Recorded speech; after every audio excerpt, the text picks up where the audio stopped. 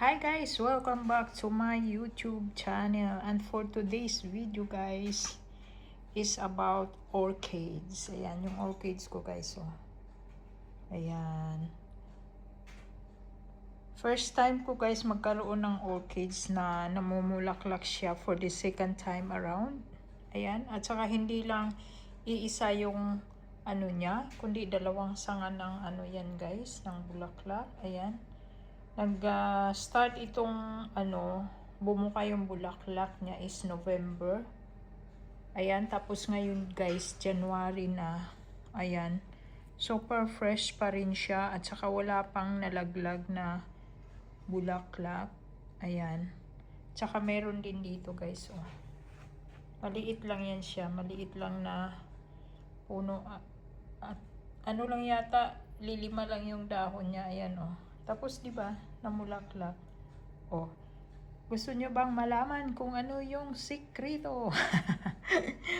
Guys, ituturo ko guys sa inyo guys kung meron kayong orchids na na siya, yung sa tingin nyo mamamatay na siya.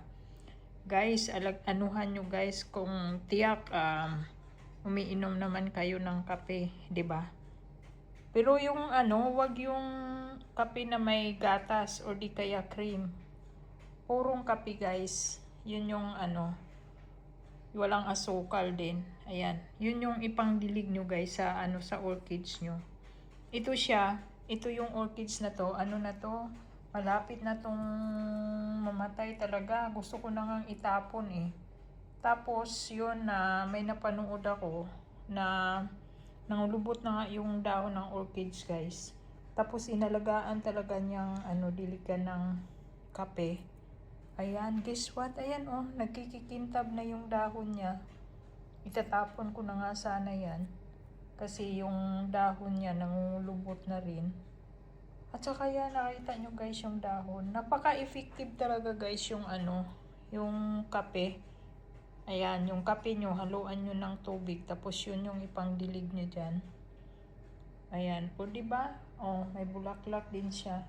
At saka dito ako dito ako hangang-hanga talaga. Kasi malaki naman kasi itong puno ng orchids na to eh. Ayan yung puno niya, oh. Ayan.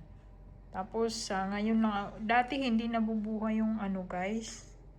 Nabubuhay naman yung orchids, kaso lang hindi siya namumulaklak ng pangalawang beses kasi minsan 'di ba pag bibili ka ng orchids meron na siyang bulaklak, tapos pag natapos na nalalanta na, wala na, hindi na siya nagbubulaklak ulit. Tapos ito guys, hangang-hanga ako dito, napaka-effective guys ng kape. Ayan, kita nyo naman oh. Hindi lang iisa, kundi dalawang yan. Meron dyan, oh. Ayan yung pangalawa niya.